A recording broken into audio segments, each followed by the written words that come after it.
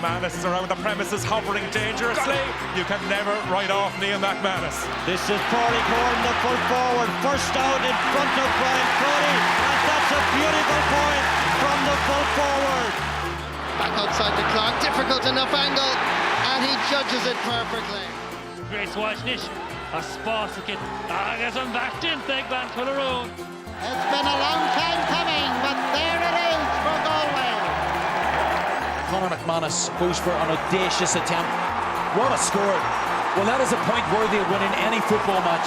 That is absolutely different class.